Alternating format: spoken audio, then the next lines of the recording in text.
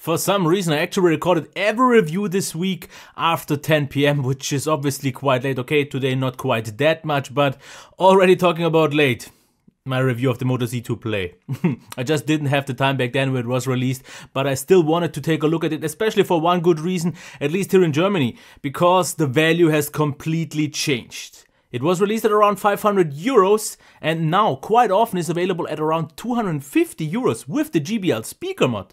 Okay, officially it's still around 420 and in the US, like I've seen, still $500, but I will consider both prices to be a thing that I will judge later on. But now I want to get into it, the Moto Z2 Play. Obviously, if we compare it quickly with the Moto Z2 Force, which I will also review in a few days, we can see it looks pretty much identical, a little bit of a different finish and so on, but it hasn't really changed much in terms of design from last year just because of the Moto mods, and I gotta say, I have all of them here, which I will make a separate video as well.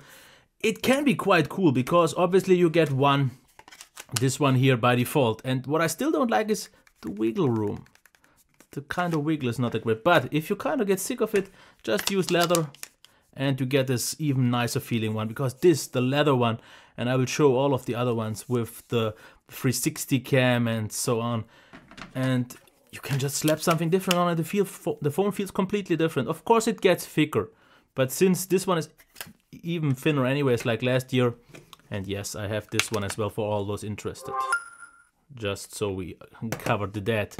So I have to say, what I like, what is a big improvement over last year in my opinion, is that this time they kind of smoothed off the edges on the back, because last year they were super sharp, maybe to get the Moto mods working a little bit better. But since you can also see one thing, beveled edges, I usually just don't like them, because once you drop the phone, which accidentally happened to me, you will get some nasty looking phones. So yeah, not the biggest fan of that.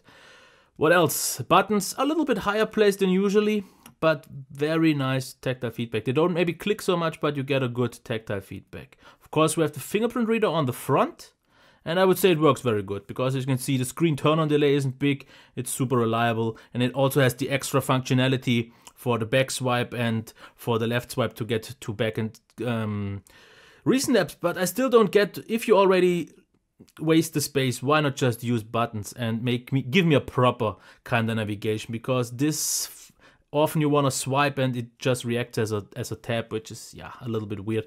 But other than that, build quality is top notch. It feels super solid. Of course, the beveled edges, once it gets dropped, I've proven that, won't look all that great anymore. Then we have the camera that protrudes quite heavily. We all know why, because of the mods and so on. Yeah, otherwise it looks fine, but it is definitely quite big. Then here we have the microphone, SD card and SIM card tray, and on the bottom USB Type-C with the headphone jack. We have no notification LED, which is a big bummer for many, but I actually am quite a big fan of Moto displays, so I'm actually fine with that. We also have a flash on the front, the camera of course, and yeah, let's just say that what it is, not that small bezels, because I would have really wished if they maybe been able to squeeze a little bit of a bigger screen in there, because this is quite a huge bezel on the sides, of course even more so on the top and bottom, but it was a phone when 2x1 wasn't quite a thing just yet. But overall, I really like the in-hand feel. It's nice and thin, and great in-hand feel. Of course, it's a little bit wider than, for example, some more compact phones, because as we compare it here with the Xiaomi Mi Note 3, as you can see, it is a little bit taller, which is okay, but it is noticeably wider. And even though it's thinner, or let's say more narrow, yeah, one-hand usability works still fine. Now, display-wise, if we go into those settings, what we have is pretty much just one setting, the color mode, standard and vibrant. I would just leave it at vibrant, because that just provides the best colors. And this AMOLED display, I have to say, which is a little bit weird, has 730 lux in terms of maximum brightness, but on an AMOLED display, it is not quite the same. And it's not comparable to 730 on an IPS, but it's definitely bright enough. Absolutely no problems at all. Viewing angles are stable. Minimal color shift, you shouldn't really worry about that. That's a nice panel, everything works out just fine. Colors are not oversaturated, they are still absolutely quite accurate. Of course, you will see some more red, that's due to my camera, but you actually don't see so much WPM flickering or so that's fine. It is a really lovely display.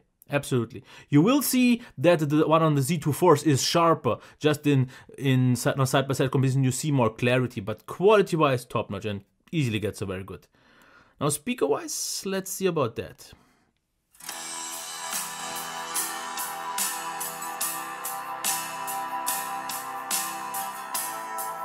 Okay, let me just tell you that I am usually a fan of front-firing speakers, but not on this position, so rather stereo or maybe do a dual speaker system, because this one still has to be kind of reflected so you get a good sound, because it's not the loudest one.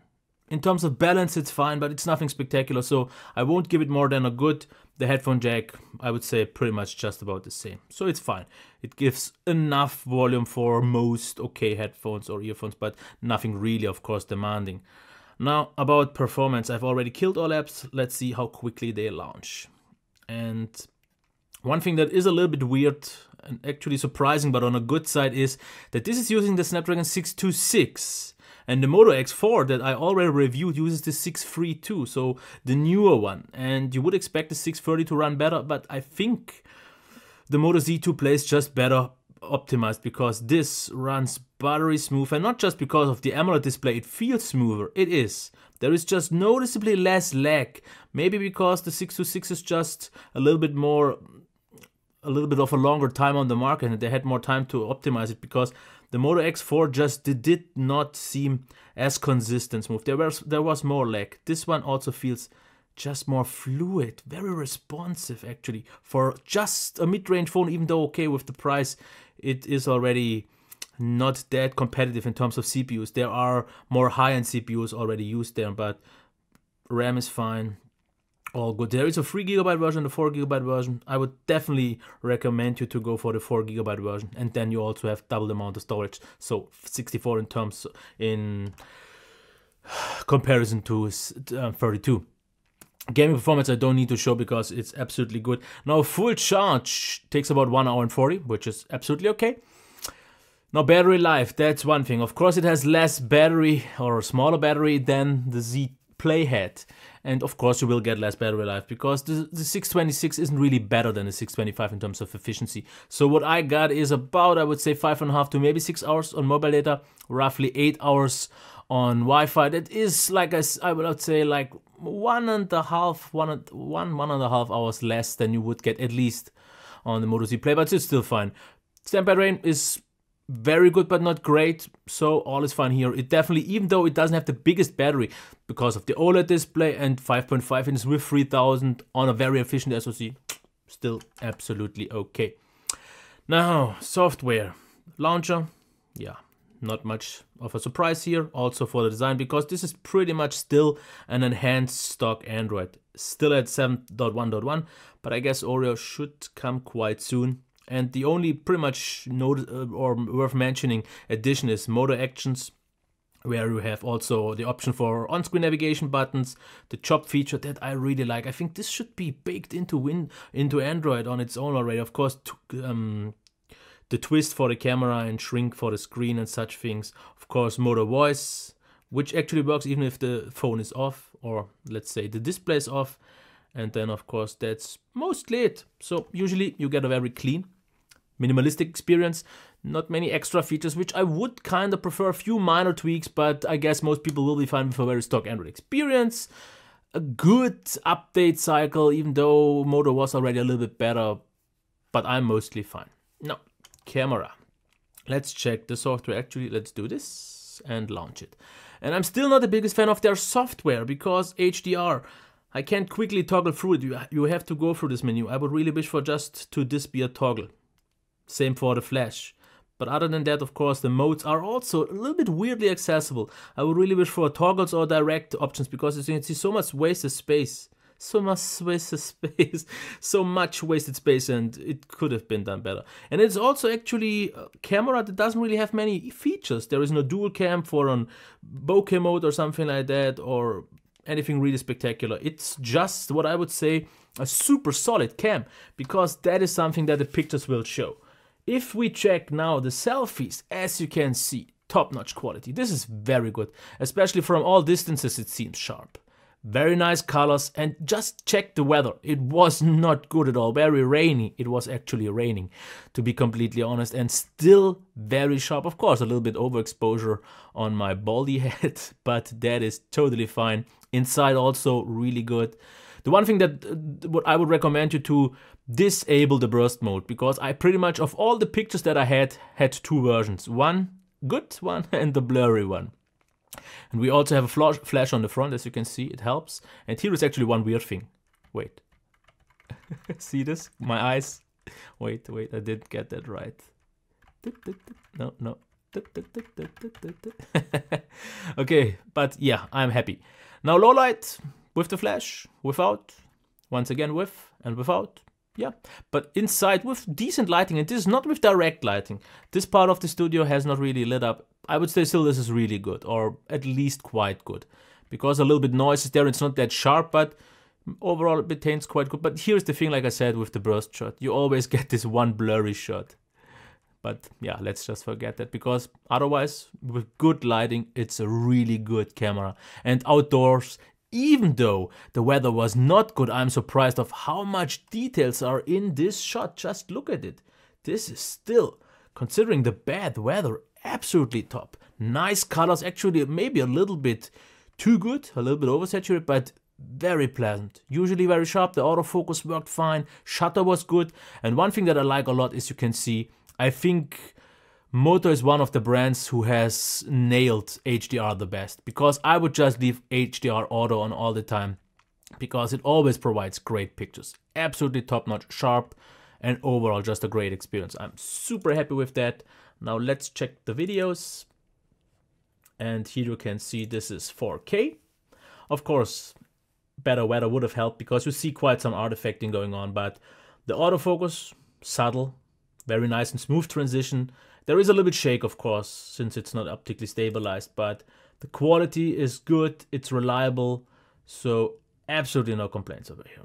Everything works fine. Let's quickly check 1080p 60.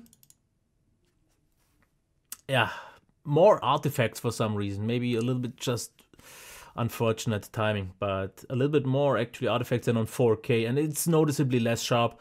Autofocus is just about as good, so we don't really need to cover it. I would stick with 4K, just because it's so good. And even the front-facing camera for videos is really good, as you can see. It's actually really surprisingly sharp, and it's not cropped in too much, which is something really good to see. So, yep.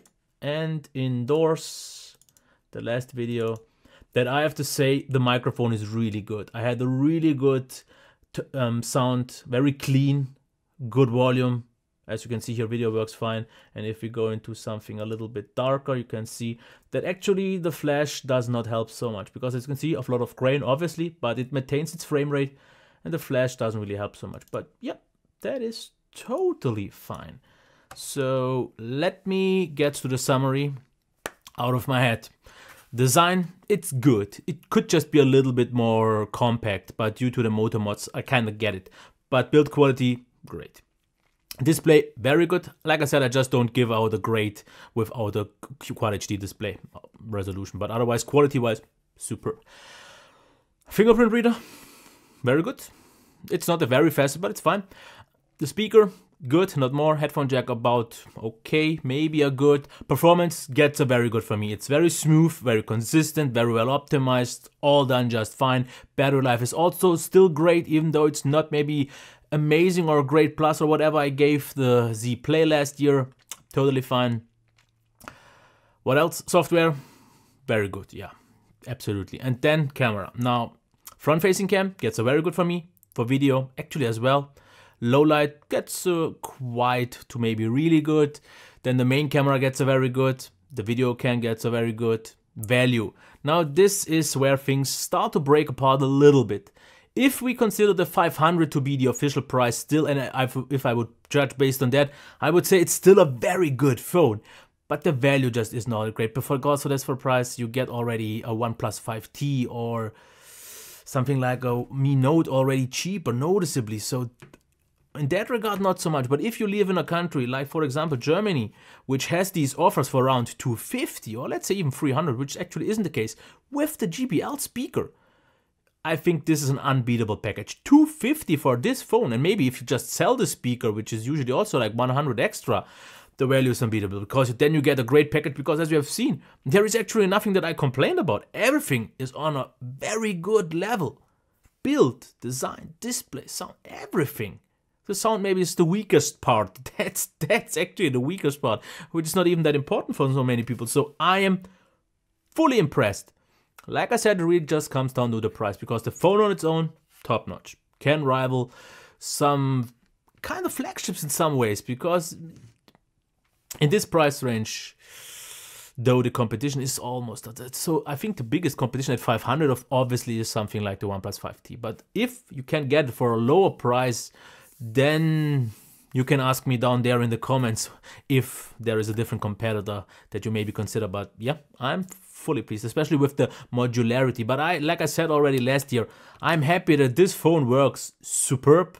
You get a great experience without having actually to use the mods. If you want to slap a bigger battery on, you can. If you want to have the really nice leather feel on the back, or want a game, have the 360 camera, have the Alexa speaker, GBL speaker, all those kind of mods, which obviously aren't cheap, but it gives you quite some customizability. Even though I have to say, this might be the last phone compatible with these mods. So if you want to upgrade next year, I don't think this will work, and unless maybe they just put in a 2x1 display in here, then you could be fine for one more year, but I can't definitely tell you that. But otherwise, what I can tell you is have a nice day. Goodbye. Until next time.